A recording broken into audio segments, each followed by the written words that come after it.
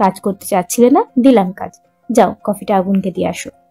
মোম মাথা নেড়ে সায় জানায়। মোমের হাতে কফির মগটা দিয়ে মিনা বললেন। মোম মাথা নিচু করে আছে। মিনা তাড়া দিয়ে বললেন, কি হলো, যাও। ময়ূরী দাঁত কিলিয়ে বলল, ভাবির মনে হয় লজ্জা লাগছে। ভাইয়ের সামনে গেলেই তো তাদের ভালোবাসার মুহূর্তগুলো মনে পড়ে যাবে, লজ্জায় গোলাপি হওয়ার উপক্রম অবস্থা হবে। সেজন্যই যেতে চাচ্ছে না, তাই না ভাবি? মোম থতমত খায়, তাকায় ময়ূরীর দিকে। শাশুড়ির থেকে কফি নিয়ে বলল, জি আমি দিয়ে আসছি। মোম চলে গেলে মিনা মেয়েকে চোখ রাঙিয়ে শাসিয়ে বললেন, মেয়েটাকে জ্বালাতে ভালো লাগে? বাচ্চা মেয়েটা তোর এইসব হুটহাট মজাতে ঘাবড়ে যেতে পারে, বোঝা উচিত তোর। ময়ূরী ঠোঁট ফুলিয়ে বলল, আরে রাগ করছো কেন মা? মিথ্যা বলছি নাকি? রাগ করলে মনে মনে ভেবে নাও আমি তো এমনিতেই বলেছি। হয়েছে হয়েছে, যা। আয়মান উঠেছে নাকি দেখতো, না উঠলে ডেকে তুলোকে। আজকে ভার্সিটিতে যাবে না? জিজ্ঞাসা করিস তো। ময়ূরী চলে যায় আয়মানকে ডাকতে। আয়মান কারোর সাথে ফোনে কথা বলছে। তার চোখ মুখ দেখে মনে হচ্ছে সে খুবই বিরক্ত। ফোনের ওপাশের মানুষটি রাগী কণ্ঠে বলল, তুমি আমাকে মিথ্যা বলছো? সত্যি করে বলো, লাবিবাকে। আয়মান ফোনের ওপাশের মানুষটিকে বোঝানোর স্বরে বলল, ওহো, তুমি আমাকে বিশ্বাস কেন করছো না? এই লাবিবা কেডা? আমি তাকে চিনি না। ট্রাস্ট মি জান। মেয়েটি তো তোমার ব্যাপারে সব কিছু জানে। এক্সাম শেষ তাকে নিয়ে ঘুরতে গিয়েছিলে তুমি, সেই ছবিও আমাকে দেখিয়েছে। সহসা জিভ কাঠে আয়মান আমতা আমতা করে বলল, ও আমার খালার মেয়ে, খালা তো বোন হয়। কেন, কি হয়েছে? আমি তো জানি তোমার কোনো খালা নেই, বোনের মধ্যেও তোমার মা একাই। আয়মান পড়ল বিপাকে।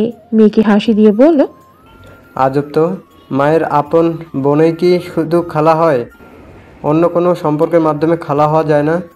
ফোনের অপর প্রান্তের মেয়েটি সন্দিহান কণ্ঠে বলল, আচ্ছা মেনে নিলাম, তাহলে শিলাকে সেটা বলো। শিলা আমার চাচাতো বোন হয়। ওহো ময়মনা, আজকে তুমি এত প্রশ্ন কেন করছো? কি হয়েছে বলবে তো? মেয়েটি হতাশ কণ্ঠে বলল, আমি মাইশা। আয়মানও হতাশ কণ্ঠে জবাব দেয়, আসলে আমি অসুস্থ, তাই কি বলছি না বলছি কোনো কিছুই বোধগম্য হচ্ছে না। তুমি লাইনে থাকো, সুস্থ হয়ে কথা বলবো। ময়ূরী এসে লাস্ট কথাটা শুনেছে। কাছে এসে চিন্তিত স্বরে জিজ্ঞেস করল, তুই অসুস্থ? একবারও তো কাউকে বলিসনি। আয়মান ময়ূরীর চুল টেনে দিয়ে বলল, অসুস্থ হলে তো বলবো নাকি? বলেই ওয়াশরুমে ঢুকে পড়ে। ময়ূরী বোকার মতো দাঁড়িয়ে থাকে, বোঝার চেষ্টা করছে, তবে কথাটা বোধগম্য হলো না। কথাটা তার মাথার উপর দিয়ে গেল। আগুন ড্রয়িং রুমের সোফায় বসে আছে। বসে বসে পরীক্ষার কিছু খাতা দেখছে। রাশেদও তার পাশে বসা। চায়ের কাপে বিস্কুট ডুবিয়ে খাচ্ছেন তিনি। ছেলের সাথে কথা বলছেন না, তাকাচ্ছেনও না তার দিকে। নিজের মতো করে খাচ্ছিল তিনি। আগুন ভ্রু কুঁচকে আর চোখে তাকায় বাবার দিকে। এত ভাব কিসের বুঝতে পারছে না সে। রাশেদ যা বলেছেন আগুন তো চুপচাপ সবটা মেনে নিয়েছে। তাহলে এমন করছে কেন? নাকি যত সমস্যা শুধু তার বেলায়? মোম কফি নিয়ে আগুনের সামনে এসে দাঁড়ায়। কফির মগ তার নিকট এগিয়ে দিয়ে বলল, মোমের কথায় আগুন মাথা তুলে তার দিকে তাকায়। মোম তার দিকে তাকিয়ে আছে। আগুন তাকাতেই চোখে চোখ পড়ে। মোম চট করে দৃষ্টি সরিয়ে মাথা নিচু করে কফি হাতে দাঁড়িয়ে থাকে। আগুন হাত বাড়িয়ে কফিটা নেয়। মোম কফি দিয়ে আর এক মুহূর্ত আগুনের সামনে থাকেনি, চলে আসে সেখান থেকে। রাশেদ চা শেষ করে সাইড থেকে রিমোট হাতে তুলে নেন। টিভিতে চ্যানেল পাল্টাতে পাল্টাতে রাশভারী কণ্ঠে বোঝানোর স্বরে বললেন, বিয়ে হওয়ার যে কতটা সুবিধা যতদিন যাবে সেটা তুমি তত গভীর হয়ে বুঝতে পারবে। বিয়ে করতে চাচ্ছিল না মেয়ে ছোট বলে? দেখো ছোট মেয়েটা কত যত্ন নিয়ে তোমার জন্য কফি নিয়ে এসেছিল।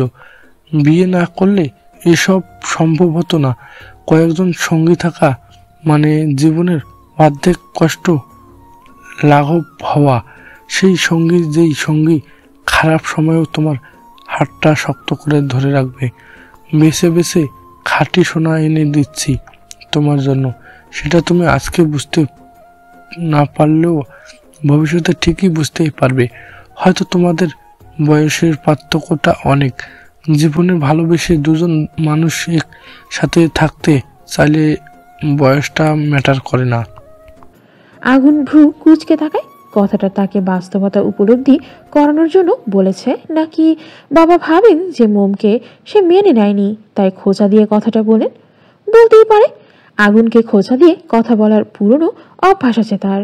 কোনো কারণ ছাড়াই লম্বা ভাষণ শোনাতে ওস্তাদ তিনি। এমনভাবে বলছেন যেন মোম তার জীবনে না আসলে সে কফি খেতেই পারত না। আশ্চর্য।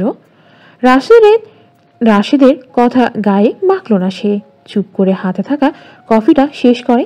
রাশেদ টিভিতে নিউজ দেখায় মত্ত। কিছুক্ষণ পর মিনা এসে আগুনকে ডেকে যান। আগুনের রুমে যেতে বলেন। আগুন নিজের রুমে এসে মিনাকে আপসেট মুখে দাঁড়িয়ে থাকতে দেখে চিন্তিত কণ্ঠে শুধালো, ডেকেছো কেন? কিছু কি হয়েছে? মিনা ছেলের চোখের দিকে চেয়ে সিরিয়াস কণ্ঠে বলেন, তোর সাথে আমার গুরুত্বপূর্ণ কিছু কথা আছে। বলো। আমি যা বলবো মন দিয়ে শুনবি, বোঝার চেষ্টা করবি, ঠিক আছে? আগুনের মুখে বিরক্তির ছাপ স্পষ্ট। এভাবে ঘুরিয়ে পেঁচিয়ে কথা না বললে কি এদের পেটের ভাত হজম হয় না?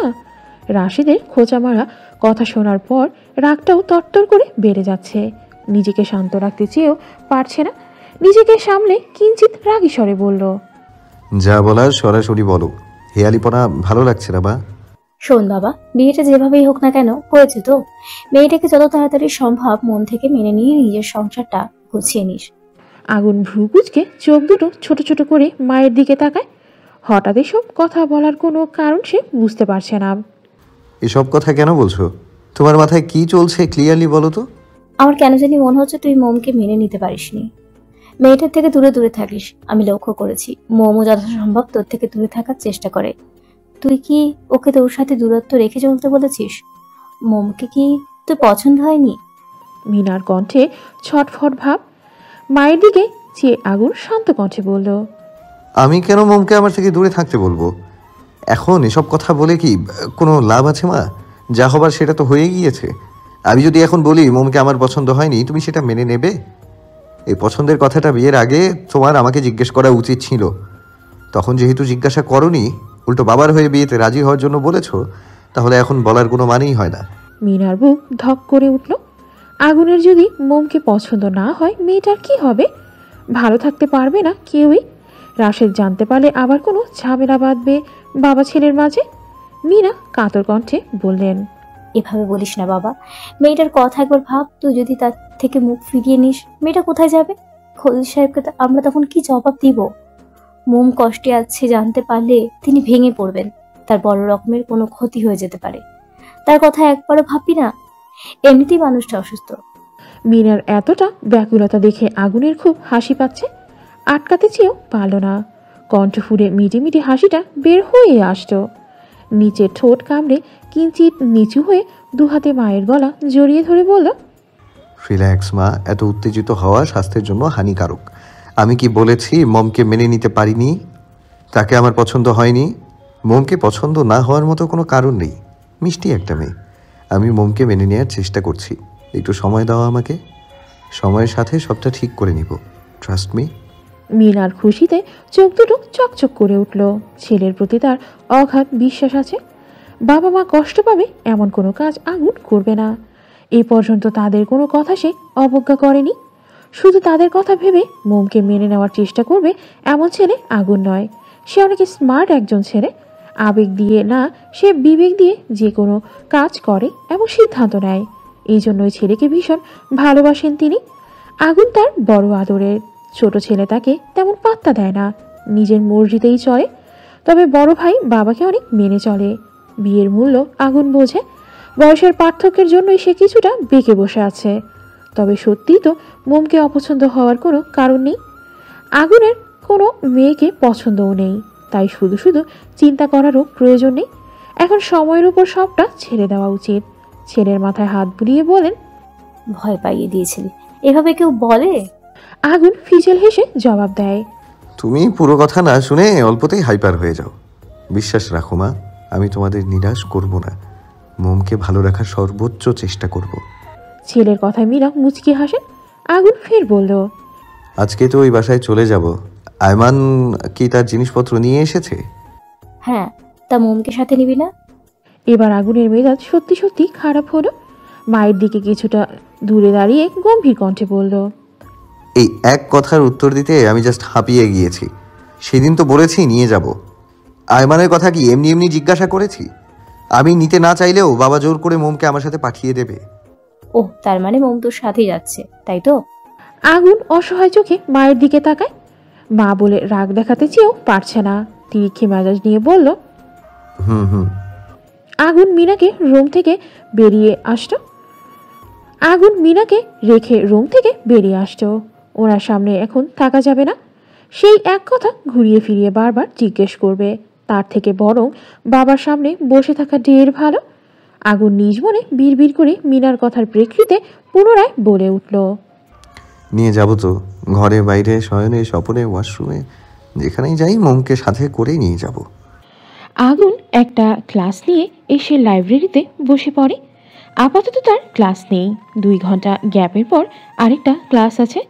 কলেজের কর্মরত এক দপ্তরি এসে তাকে পানি আর বিস্কুট দিয়ে গিয়েছে। আগুন পানি ছাড়া কিছুই খায়নি। বসে বসে একটা বই নিয়ে নাড়াচাড়া করছে। এমন সময় অপ্রত্যাশিত একটা মুখ ভেসে উঠল। নাইমা হাসি মুখে দাঁড়িয়ে আছে তার সামনে। আগুন ভ্রুকুচকে তাকায় তার দিকে। ও এখানে কি করছে? কোনো কিছুই বোধগম্য হলো না। নাইমা আগুনের পাশের চেয়ারটাতে টেনে বসে পড়ল। সাইড ব্যাগটা টেবিলের উপর রেখে আগুনের দিকে হাসি মুখে তাকিয়ে ভ্রু নাচিয়ে বলল, কি খবর শিকদার সাহেব? কেমন সারপ্রাইজ দিলাম? তুই এখানে কি করছিস? হসপিটালে যাসনি? তুই আমাকে ইগনোর কেন করছিস বলতো?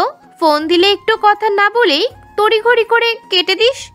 তুই আমাকে যেই টাইমে ফোন করিস সেটা কি আদৌ সঠিক টাইম বলে তোর মনে হয়? নাইমা ন্যাকা স্বরে বলল, তো কি হয়েছে? তুই কি ডিস্টার্ব ফিল করিস? আমি তোকে ফোন করব না তো কে করবে শুনি? আগুন চোখ ছোট ছোট করে তাকিয়ে বলল, যদি বলি হ্যাঁ ডিস্টার্ব ফিল করছি, তবুও তো বেহায়ার মতো ফোন করা বন্ধ করবি না। আর তোর আমাকে ফোন করে খবর নেওয়ার কোনো কারণও দেখছি না। আমি এত কিছু জানি না। তোর সাথে কথা বলতে আমার ভালো লাগে। একদিন কথা না বললে নিঃশ্বাস নিতেও কষ্ট হয়।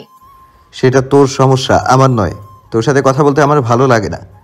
আমি একা থাকতে পছন্দ করি। তার উপর তুই যেসব টাইমে ফোন করিস জাস্ট বিরক্তিকর। আগুনের কথায় নাইমার কোনো ভাবান্তর হলো না। বেশ মোহনীয় কণ্ঠে বলে উঠল। আগুন হাতে থাকা খোলা বইটা বন্ধ করে ফেলে। নাইমার দিকে ভ্রু কুচকে চেয়ে গম্ভীর কণ্ঠে বলল, হুটহাট আমার কলেজে চলে আসবি না। কলিগরা দেখলে বিষয়টা খারাপভাবে দেখবে। খোঁজ গল্প করার জন্য তোর কাছে অনেক সময় থাকলেও আমার কাছে নেই। ফ্রি থাকলে অন্য সময় গল্প করব। আমার একটা ক্লাস আছে, আমাকে যেতে হবে। তুই এখন আসতে পারিস। তোর ঠিক আমাকে কি মনে হয়? হ্যাঁ, বাজারে কোনো সস্তা পণ্য? কেন এভাবে বারবার তোর কাছে ছুটে আসি তুই বুঝতে পারছিস না? আগুন বুঝেও না বোঝার ভান করে বলল, ঠিক কি মনে হওয়ার কথা বলছিস? তাছাড়া তুই আমার ফ্রেন্ড। একজন ফ্রেন্ড আরেকজন ফ্রেন্ডের সাথে দেখা করতে আসতেই পারে। তোর মতো আরও অনেকজন মেয়ে ফ্রেন্ড আছে আমার। নাইমার কিছু করা কথা শোনাতে ইচ্ছে করলো। নিজেকে সামনে ঠোঁটে হাসি বজায় রেখে বলল, বাদ দে। তা শুনলাম তোদের কলেজ থেকে নাকি কিছুদিনের মধ্যে একটা গেট টুগেদারের আয়োজন করা হবে। বলতে গেলে বড়সড় একটা পার্টির আয়োজন করা হবে। কলেজের সকল টিচার্সরা থাকবেন মেবি। তুইও কি তাদের সাথে অ্যাটেন্ড করবি? আই মিন তারা যেখানে যাবে তুইও কি যাবি? জেনে কি কাজ, সেটা আমারটা আমি বুঝে নিব। তুই শুধু বল তুই যাবি কি না। আগুন গা ছাড়া ভাবে বলল, বলতে বাধ্য নই। যখন কারটা তখন ভেবে দেখা যাবে। আমার ক্লাসের সময় হয়ে গিয়েছে, আসছি। আগুন চলে গেল। নাইমার রাগ হলো খুব। আগুনের ইগনোর করাতেও বেশ গায়ে লাগলো। এভাবে কেউ কাউকে বলে? ওর মতো এত সুন্দর একজন মেয়েকে রীতিমতো ইগনোর করছে সে। বিষয়টা সত্যি হতাশাজনক। আগুন কেন এমন করছে? সে কি বুঝতে পারছে না নাইমা তাকে ভালোবাসে? নাইমা চেয়ার ছেড়ে উঠে দাঁড়ালো। আগুন এসে দেখলো আবার যদি উল্টোপাল্টা কিছু ভরে বসে, সেটা কেউ দেখতে পেলে মান সম্মানের হারুয়া হয়ে যাবে। তাকে হসপিটালে ফিরতে হবে। রোগী দেখা বাদ দিয়ে নির্দয় আগুনের সাথে দেখা করার জন্য এসেছিল। বিনিময়ে কি পেল? তিরস্কার। মোম, তোমার মা ফোন করেছে, কথা বলো। মীরা কল রিসিভ করে মোমের নিকট ফোনটা এগিয়ে দিলেন। মোমের হাতে ফোন দিয়ে তিনি চলে যান। মোম ফোন কানে নিল, কিছু বলছে না। ওর গলা দিয়ে আওয়াজ বের হচ্ছে না, কান্না পাচ্ছে অনেক। ওপাশ থেকে আতিফা বনু মোলায়েম কণ্ঠে ডেকে উঠলেন, মম, ভালো আছিস মা? কি করছিস? সকালে খেয়েছিলি? মোম কান্না মিশ্রিত কণ্ঠে বলল, তোমাদের খুব মনে পড়ে মা। আমার এখানে মন টিকছে না। তার উপর উনি এখন ওনার ফ্ল্যাটে চলে যেতে চান। সেখানে গেলে তো আমি আরো একা হয়ে যাব। আমার যেতে ইচ্ছে করছে না। হ্যাঁ, শুনেছিলাম রাশেদ ভাই ফোন করে জানিয়েছিলেন। শোন মা, জামাই যেখানে থাকবে তোকেও তার সাথে থাকতে হবে। মন খারাপ করিস না। বাবা কোথায়? তার শরীর ঠিক আছে? মুনিয়া কি করছে, স্কুলে নাকি বাড়িতে? না, মুনিয়া স্কুলে যায়নি। মেয়েটা যা অবাধ্য হয়ে যাচ্ছে, কোনো কথা শোনে না। আর আমার কোনো কথাই শোনে না। আমার ঘরে নেই এখন, পাড়ার মেয়েদের সাথে খেলতে চলে গিয়েছে কোথাও। তোর বাবা একদম ঠিক আছে, ঘুমাচ্ছেন তিনি। দুপুরে খাওয়ার পর কড়া ডোজের ওষুধ খেয়েছে তো, সাথে ঘুমের ওষুধ, তাই অল্প সময়ে ঘুমিয়ে পড়েছে। মোম আরও কিছুক্ষণ তার মায়ের সাথে কথা বলে ফোন কেটে দিয়েছে। মায়ের সাথে কথা বলতে ভালোই লাগছিল, কিন্তু এখন মনটা খারাপ হয়ে গিয়েছে। মোম শাশুড়ির কাছে গিয়ে ফোনটা দিয়ে আসে। ফিরে আসার সময় মিনা তাকে ডেকে ওঠেন। মোম শোনো। মোম তাকায় শাশুড়ির দিকে। মিনা মোমের কাছাকাছি এসে মাথায় একটা হাত রেখে নরম কণ্ঠে শুধায়, আজকে চলে যাবে বলে মন খারাপ, নাকি বাড়ির কথা মনে পড়ছে? মোম কিছু বলছে না। মিনা পুনরায় বললেন, বোকা মেয়ে, একদম মন খারাপ করবে না। বাড়িতে যেতে ইচ্ছে করলে আগুনকে বলবে, সে ছুটি পেলেই নিয়ে যাবে। আর আগুনের সাথে ওর ফ্ল্যাটে একা যাওয়া নিয়ে টেনশন করারও দরকার নেই। আমি যাব, অথবা সেলিনাকে তোমাদের সাথে পাঠাবো। গিয়ে কয়েকদিন থেকে আসবে। তোমার কাছে তো সবকিছু নতুন মনে হবে। আমি যতদিন থাকবো তোমাকে যতটুকু সম্ভব শিখিয়ে দিয়ে আসবো। এতক্ষণ মনটা খারাপ থাকলেও মিনা তাদের সাথে যাবেন বলে খুশি হলো না। সেলিনা আপানা, আপনি চলুন আমাদের সাথে। আমি কিছু শুনবো না, আপনাকে যেতেই হবে। ময়ূরী আপুকেও আমাদের সাথে নিয়ে যাব মা। ও কিভাবে যাবে? ওর তো ক্লাস আছে। এমনিতেই কালকে একদিনের জন্য ছুটি নিয়েছিল। ময়ূরী অন্য সময় যাবে। আপাতত তোমাদের সাথে আমি যাব। মোম মায়া মায়া চোখে মিনার দিকে চেয়ে থেকে বলল, আপনি আমাদের সাথে গেলে বাবা আছেন, আয়মান ভাইয়া, ময়ূরী আপু, ওদের দেখবে কে? মিনা হাসেন। ছোট হলে কি হবে, সব দিকে নজর আছে পিচ্ছি বৌমার। ওদের নিয়ে ভাবতে হবে না, সেলিনা আছে। ওদের কোনো অসুবিধা হবে না। ময়ূরীও হাতে হাতে সেলিনাকে সাহায্য করে দিবে। তাছাড়া আমি 2 দিনের বেশি থাকবো না। এ কি, তুমি এখনো তৈরি হওনি? একটা কথা কতবার বলা লাগে তোমাকে? জলদি করো, বাইরে গাড়ি দাঁড়িয়ে আছে। গম্ভীর কণ্ঠে কথাগুলো বলল আগুন। কলেজ থেকে ফিরে পই পই করে বলে দিয়েছে বিকালে তারা ফ্ল্যাটে ফিরে যাবে। মোম যেন রেডি হয়ে থাকে, অথচ এই মেয়ে এখনো রেডিই হয়নি। আগুন মায়ের কাছে গেল। এক্ষুনি তো চলে যাবে, মাকে বলে আসা দরকার। মায়ের রুমের দরজায় টোকা দিতেই মীরা দরজা খুলে দিলেন। আগুন ভ্রুকুচকে তাকায়। মীরা নতুন শাড়ি পরেছে। আগুন চিন্তিত স্বরে জিজ্ঞেস করলো, তুমি কি কোথাও যাচ্ছ নাকি? মীরা শাড়ির কুচি গুঁড়ো আরেকবার হাত দিয়ে সুন্দর করে গুছিয়ে নিতে নিতে জবাব দিলেন, যাচ্ছি তো। কোথায়? তোদের সাথে। অবাক হয়নি আগুন। সে মনে মনে ভেবেই নিয়েছিল তাদের সাথে হয়তো মা যাবেন বা ময়ূরীকে তাদের সঙ্গে পাঠাবে। আমাকে তো বলনি। মনে ছিল না। চল যাওয়া যাক। মোম কোথায়? রেডি হচ্ছে। দেখো কতদিন লাগে তোমার আদরের বৌমার রেডি হতে। আগুনের মুখে বিরক্তির ছাপ। আগুন ফোন বের করে একটা পরিচিত নাম্বারে ডায়াল করল। মিনা আগুনের রুমে চলে গেলেন। গিয়ে দেখেন ময়ূরী মোমকে রেডি করিয়ে দিচ্ছে। মোম শাড়ি পরতে চেয়েছিল, মিনা না করে দিয়েছেন। মেয়েটা শাড়ি পরে অভ্যস্ত নয়, শুধু শুধু মেয়েটাকে হয়রানি করে কী দাও। তাই ভালো দেখে ডিজাইনার একটা 3 পিস পরেছে। জামাটাতে ছোট্ট ছোট্ট পাথরের কাজ করা। ময়ূরী সুন্দর করে মোমকে হিজাব পরিয়ে দিয়েছে। আজকে মোমকে দেখতে অন্যরকম সুন্দর লাগছে। এরই মধ্যে আগুনের চিৎকার ভেসে আসছে। নিচে যাওয়ার জন্য তারা দিচ্ছে। আয়মান তাদের লাগেজগুলো গাড়ির ডিকিতে তুলে দিয়ে আসতো। মীরা মোমকে নিয়ে গাড়ির কাছে চলে আসতেন। যেতে যেতে মোমকে উদ্দেশ্য করে বললেন, আমার বড় ছেলেটা যতটা পছন্দের ততটাও ভয়ের। এত বজমেজাজি ছেলে দুটো দেখিনি। সকল কাজ তার টাইম টু টাইম হওয়া যায়। চাই মানে চাই। কাজে কোনো দেরি সহ্য হয় না, মুহূর্তেই রেগে বোম হয়ে যায়। মীরা মোমকে নিয়ে গাড়ির পেছনের সিটে বসে পড়েছেন। আগুন গিয়ে ড্রাইভারের পাশে বসেছে। সে মোমকে এখনও খেয়াল করেনি। ঠোঁট দুটো চোখা করে নিজের মতো ফোন টিপছে। গাড়ি চলতে শুরু করেছে। মোম ডাগর ডাগর নয়ন জোড়া ঘুরিয়ে ঘুরিয়ে আখি জানালা দিয়ে চারপাশ দেখছে। মোমের ভীষণ আনন্দ হচ্ছে। ওপাশের গাড়িগুলো জ্যামে আটকে যাওয়ার কারণে সবগুলো প্রাইভেট কার সারিবদ্ধভাবে দাঁড়িয়ে আছে। বিষয়টা মোমের কাছে ভালো লাগছে দেখতে। গাড়ি চলতে চলতে হঠাৎ থেমে গিয়েছে। আগুন ভ্রু কুঁচকে ড্রাইভারের দিকে তাকায়। প্রচণ্ড গরম পড়েছে। আর এ এখন গাড়ি থামিয়ে নাইট শো দেখছে নাকি? ধমকে বলল, গাড়ি থামিয়েছেন কেন? দেখেছেন না জ্যাম পড়েছে, আমার কি দোষ? আগুন দেখলো তাদের লাইনও জ্যাম পড়েছে। বিরক্তিতে নাক মুখ কুঁচকে ফেলল। জ্যাম লাগার সময় পেল না। মাথা উঠিয়ে লুকিং গ্লাসে নজর পড়তেই চোখে জোড়া একবার পেছনের দিকে ফিরে তাকালো। মিনা সিটে হেলান দিয়ে চোখ বুঝে আছেন। মোম বাইরের দিকে তাকিয়েছে। মেয়েটা যাই পরে তাতেই মানায়। এই যে থ্রি পিসের সাথে হিজাব পরেছে, মাথায় হিজাবের উপর গোল সাদা পাথরে কি যেন লাগিয়েছে, হয়তো সেফটিফিন। রোদের আলোতে ঝলমল করছে। মুখে তেমন সাজ নেই, চোখে কাজল আর ঠোঁটে লিপস্টিক। এতেই কত সুন্দর লাগছে। নাকি তার চোখে মোমকে এতটা ভালো লাগছে? উত্তর জানা নেই আগুনের। মুখটা ঘুরিয়ে সামনে তাকালো। নজর তার লুকিং গ্লাসে।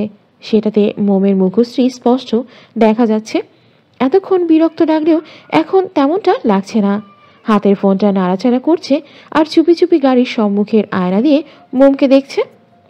বিরক্তিকর জ্যাম কাটিয়ে আগুনের ফ্ল্যাটে ফিরতে ফিরতে একটু দেরি হয়ে গেল। 1 ঘন্টার রাস্তা 3 ঘন্টায় পাড়ি দিয়ে এসেছে। জ্যাম না থাকলে দিনের আলো থাকতেই চলে আসতে পারত। বাসায় এসে মিনা আয়মান যেই রুমটাতে থাকতো সেই রুমেই চলে গেলেন রেস্ট নিতে। ক্লান্ত তিনি।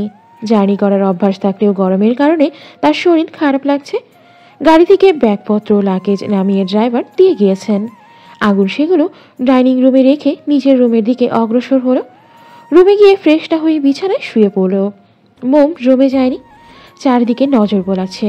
ফ্ল্যাটে বড় বড় 2টা রুম। বোঝাই যাচ্ছে একটাতে আগুন, অন্যটাতে আয়মান থাকতো। আর একটা ড্রয়িং রুম। ড্রয়িং রুমে ডাইনিং রুম একসাথে অ্যাডজাস্ট করা। হেঁটে হেঁটে রান্নাঘরে চলে আসতো সে। রান্নাঘরটাও বেশ বড় সড়ো। ড্রয়িং রুমে বড় করে ফ্রেমে বাঁধা আয়মান আর আগুনের একসাথে তোলা ছবি জোড়ানো। আগুন যে কতটা গোছালো মানুষ সেটা তার ফ্ল্যাটের হাবভাব দেখেই বোঝা যাচ্ছে। ডাইনিং টেবিল থেকে কিঞ্চিত দূরে একটা শু ক্যাবিনেট। ক্যাবিনেটের দরজা খোলা। সেটাতে পরপর কয়েক জোড়া জুতা সাজানো। শু ক্যাবিনেটের ওপরে কাচের তৈরি ঘরের মতো একটা অ্যাকোরিয়াম। সেটাতে পানি ভরা। ভেতরে ছোট ছোট কিছু সংখ্যক মাছ আর নারকেল গাছ রয়েছে। মাছগুলো লাল সোনালি রঙের, খুব সুন্দর লাগছে দেখতে। অ্যাকোয়ারিয়াম বা অ্যাকোরিয়াম হলো যে কোনো আকারে ভিভারিয়াম, যার অন্তত একটি স্বচ্ছ দিক থাকে যেখানে জলজ উদ্ভিদ বা প্রাণী রাখা হয় এবং প্রদর্শিত হয়। মৎস্য পালনকারীরা মাছ, অমেরুদণ্ডী প্রাণী, উভচর, জলজ সরীসৃপ যেমন কচ্ছপ এবং জলজ উদ্ভিদ রাখার জন্য অ্যাকোরিয়াম ব্যবহার করে থাকে। অ্যাকোয়ারিয়াম শুধুই ঘর সাজানোর শোপিস নয়, কারণ এর মধ্যে থাকে জীবন্ত মাছ। তাই শখের এই জিনিসটিরও প্রয়োজন সঠিক যত্ন। ঘরের এক কোণে একটি বড় বা ছোট অ্যাকোয়ারিয়ামে রঙিন মাছের ছোটাছুটি দেখতে মন্দ লাগে না। মোম সেদিকে এগিয়ে যায়। কাছের অ্যাকোরিয়াম ঘরটার এক সাইডে হাত রাখে। সেখানে লাল রঙের একটি মাছ এসে চুপটি করে রয়েছে। আচ্ছা, মাছটা কি ঘুমাচ্ছে নাকি পানি খাচ্ছে? মাছটার কি নিঃশ্বাস নিতে কষ্ট হচ্ছে? মোম নিজের মাথায় গাঁটটি মারে। নিজের বোকা বোকা ভাবনায় হেসে ফেলে। মাছ তো পানিতেই থাকে, বরং পানি না পেলেই নিঃশ্বাস আটকে মারা যাবে। এরকম মাছ মোম জীবনে প্রথম দেখেছে। গ্রামে এমন মাছ দেখেনি। মোম মাছ দেখায় ব্যস্ত। এদিকে রোম থেকে আগুন খেয়াল করলো মোম এখনো রোমে আসেনি। মেজাজ খারাপ হলো ওর। এই মেয়েটিকে কি সবকিছু বলে দিতে হবে? এত গরমের মধ্যে নিশ্চয়ই ঘেমে গিয়েছে। পরে যদি ঠান্ডা লেগে যায়, দ্রুত চেঞ্জ করা দরকার। মাথা উঠিয়ে দরজার দিকে চেয়ে হাঁক ছেড়ে ডেকে উঠল, মম, কোথায় তুমি? জলদি রুমে আসো। আগুনের ডাকে চমকে উঠে মোম। চঞ্চল পায়ে এগিয়ে যায় রুমের দিকে। একেবারে আগুনের মাথার কাছে এসে দাঁড়ায়। বার কয়েক পলক ঝাপটে জিজ্ঞাসা করে, জি বলুন, কোনো দরকার? দরকার আছে। তবে আমার না, তোমার। আমার আবার কি দরকার? আগুন ওয়াশরুমের দিকে ইশারা করে চোখ বুজে ক্লান্ত ভঙ্গিমায় বলল, বাইরে থেকে এসেছো, অল্প হলেও গায়ে ধুলাবালি লেগে আছে, ঘেমেও তো গিয়েছো। ওইদিকে ওয়াশরুম, যাও কাপড় চেঞ্জ করে হাত ধুয়ে আসো। জি, যাচ্ছি। আপনি ফ্রেশ হয়েছেন? না, তুমি আগে যাও, তুমি বের হলে আমি যাব। না, আপনি আগে যান। বললাম না, আগে তুমি যাও। আপনি মোম কথা শেষ করতে পারে না। আগুন ধমকে দাঁতে দাঁত চেপে বলল, বেশি কথা বলা আমি পছন্দ করি না। ভ্রুকুচকে কিছু মনে পড়তেই ঠোঁটে দুষ্টু ভাব টেনে ফের বলল, বাই এনি চান্স তুমি আবার একসাথে ফ্রেশ হতে চাচ্ছ না তো? চাইতেই পারো, দোষের কিছু না। হাজবেন্ড আমি তোমার। এমনিতেও মা বলেছে আমি যেখানেই যাই তোমাকে যেন সাথে করে নিয়ে যাই। আগুনের কথায় মোম ভরকে গেল। ঘন পাপড়িযুক্ত চোখ দুটো বড় বড় করে তাকায় তার দিকে। কোনো কথার প্রেক্ষিতে এই কথা বলছে বুঝতে না পারলেও মোম এতটুকু বুঝতে পেরেছে, আগুন ওকে এখানে নিয়ে আসতে অনিচ্ছুক ছিল। শাশুড়ি মার কথায় ওকে নিয়ে এসেছে। মোম আর কথা বাড়ালো না, দ্রুত ফ্রেশ হতে চলে গেল। ফ্রেশ হয়ে আগুনকে ডেকে দিল। আগুনও ফ্রেশ হতে চলে যায়। মোম শাশুড়ির রুমের দিকে পা বাড়ালো। মিনার পাশে বসে আলতো স্বরে ডেকে ওঠে, মা, আপনাকে শরীর বেশি খারাপ লাগছে, ওনাকে বলবো কি? আরে না, আমি ঠিক আছি। আসলে গরমে মাথাটা একটু ধরেছে খুব। গোসল করবেন? গোসল করলে ভালো লাগবে। মিনা হেসে বললেন, রাতের বেলা গোসল করা কি ঠিক হবে? গরমে রাতে গোসল করলে কিছু হবে না। আগুন শুনলে রেগে যাবে। আগুন কোথায়? উনি ফ্রেশ হচ্ছেন। আমিও যাই তাহলে, ফ্রেশ হয়ে আসি। এসে শুয়ে পড়েছি, কাপড় ভিজিয়ে গাটা মুছে নিব। শরীর ম্যাজ করছে। তুমি এই রুমেই থাকো। জি। মিনা ওয়াশরুম থেকে বের হয়ে দেখেন মোম তার রুমটার এদিক ওদিক নেড়ে চোখ দিয়ে অবলক্ষণ করছে। এই রুমের সাথে ছোট্ট একটা বারান্দা, অযত্নে কি বেহাল দশা তার। মোম চোখ মুচকায়। আগুনের রুমের বারান্দাটা কত সুন্দর পরিপাটি। কয়েকদিন এই বাসায় কেউ থাকেনি বোঝাই যায়নি, শুধু কিছুটা ধুলোবালি জমেছে। আর আয়মানের রুমটা মোটামুটি চললেও বারান্দার অবস্থা খুবই জঘন্য।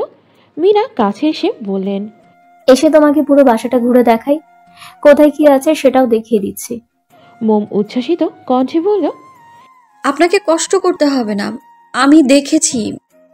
এসেই পুরো বাসাটা চক্কর কাটা শেষ আমার। বাসায় 3টা রুম, 2টো শোয়ার রুম, একটা ড্রয়িং রুম, সাথে ডাইনিং রুম অ্যাডজাস্ট করা, আর সাথে হচ্ছে রান্নাঘর। এক নিঃশ্বাসে কথাগুলো বলে লম্বা লম্বা দম নিল মোম। মিনা অবাক হয়ে মোমের থুতনিতে হাত রেখে বললেন, আরে বাহ, তুমি তো দেখছি অনেক দায়িত্বশীল মেয়ে। ভালো হয়েছে, নিজেরটা নিজে বুঝে নিচ্ছ। আমি আরো কিছু কাজ ভালো মতো দেখিয়ে দিয়ে কালকে বাড়িতে চলে যাব। সে কি, কেন? না না, আপনি কালকে যাবেন না। সেটা পরে দেখা যাবে, এখন চলো আমার সাথে। মোম শাশুড়ির পিছু পিছু চলল। মিনা রান্নাঘরে এসে থামেন, এদিক ওদিক তাকিয়ে কি যেন খুঁজছেন। মোম জিজ্ঞেস করল, কি খুঁজছেন মা? রান্না করব। আগুন বাইরের খাবার খেতে একদমই পছন্দ করে না, কিন্তু এখন তো ডাল ছাড়া কাঁচা বাজার কিছু নেই। ফ্রিজে চেক করে দেখতে পারেন মা। ভালো কথা মনে করিয়েছো তো, ফ্রিজের কথা তো মাথাতেই ছিল না। মিনা ফ্রিজে চেক করে দেখেন ডিম ছাড়া কিছুই নেই।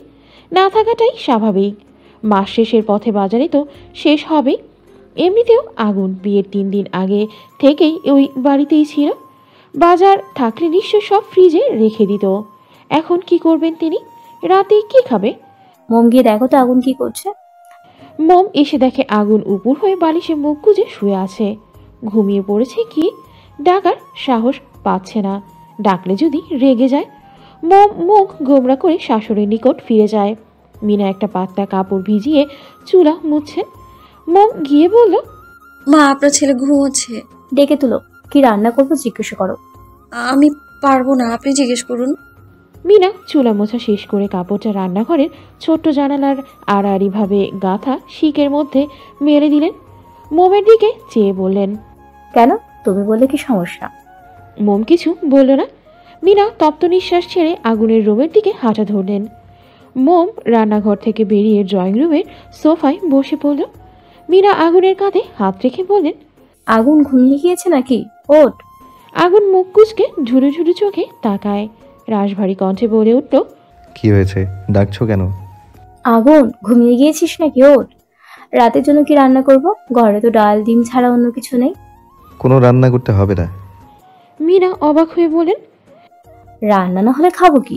রাতে কি না খেয়ে থাকবো নাকি? মম ছোট মানুষ, ওর তো ক্ষুধা লাগবে। আগে বললে আসার সময় বক্স করে বাড়ির রান্না করা খাবার নিয়ে আসতাম। আগুন বিরক্তির নিঃশ্বাস ত্যাগ করে কপাল কুঁচকে বলল, পুরো কথা না শুনেই কেন কথা বলো? আমি হোটেল থেকে খাবার অর্ডার করে দিয়েছি, তোমাকে আর রাতে কষ্ট করে রান্না করতে হবে না। কিভাবে অর্ডার করলি? তুই তো বাইরের খাবার খেতে পারিস না। অনলাইনে। একেবারেই খেতে পারি না এমনটা নয়, জাস্ট বাইরের খাবার পছন্দ করি না। একদিনে কিছু হবে না, আমি ম্যানেজ করে নেব। এমন সময় ডোরবেল বেজে উঠল। আগুন বলল, হয়তো ডেলিভারি ম্যান এসেছে, যাও খাবারগুলো নিয়ে এসো। মীরা দরজা খুলে দেখেন গায়ে লাল টি শার্ট, মাথায় লাল টুপি পরা একজন ছেলে হাতে একটা ব্যাগ নিয়ে দাঁড়িয়ে আছে। ছেলেটি সালাম দিয়ে হাতে খাবারের ব্যাগটি মীরার হাতে ধরিয়ে দেয়। মীরা খাবার নিয়ে দরজা আটকাতে চাইলে ছেলেটি বাধা দেয়। মীরা ভ্রু কুঁচকে তাকায়, গম্ভীর কণ্ঠে বললেন, দাঁড়িয়ে আছে কেন? কি চাই? আগুন টাকা দেয়নি? তুমি একটু অপেক্ষা করো, আমি এক্ষুনি আসছি। মীরা আগুনকে কথাটা জানান। আগুন মানিব্যাগ থেকে টাকা বের করে দেয়। মীরা গিয়ে ডেলিভারি ম্যানের হাতে টাকা দিয়ে দরজায় লাগিয়ে দেন। খাবারগুলো গরমই আছে, তাই আর গরম করেননি। তিনজনই খেতে বসে পড়েছে। আগুন আসতেই খাওয়া শুরু করেছেন। খাবার শেষ করে মীরা চলে যান রান্নাঘরে। এটো প্লেটগুলো ধুতে হবে। মোম শাশুড়ির সাথে যেতে নিলে আগুন পেছন থেকে মোমের হাত টেনে ধরল। রান্নাঘরের দিকে একবার তাকিয়ে একটু নিচু হয়ে ফিসফিস করে বলল, হাত ধুয়ে সোজা রুমে আসবে, মনে থাকে যেন। কথার নচর হলে খবর আছে। নীরব ধমকিতে মোম শুকনো ঢোক গিলল। মুখটা কাঁচুমাচি করে মাথা নেড়ে সম্মতি জানালো। প্লেট ধুয়ে থালা বাসন রাখার রেকের মধ্যে সেগুলো সুন্দর করে সাজিয়ে রাখছেন মীরা। শাড়ির আঁচলে হাত মুছে রুমে চলে আসতেই দেখেন মোম তার পেছনে দাঁড়িয়ে আছে। মুচকি হেসে জিজ্ঞেস করলেন, এটু হাতে দাঁড়িয়ে আছো কেন? জি, হাত ধোবো। ধো, আমি আসছি, খুব ঘুম পাচ্ছে। মীরা চলে গেলেন নিজের রুমে। মোম হাত ধুয়ে ডাইনিং টেবিলে এসে হাফ গ্লাস পানি খেল। হঠাৎ করে গলাটা কেমন শুকিয়ে যাচ্ছে। গুটিসুটি পায়ে রুমে গেল সে। আগুন ওয়ার্ড্রবে তাদের কাপড়গুলো গুছিয়ে রাখছে।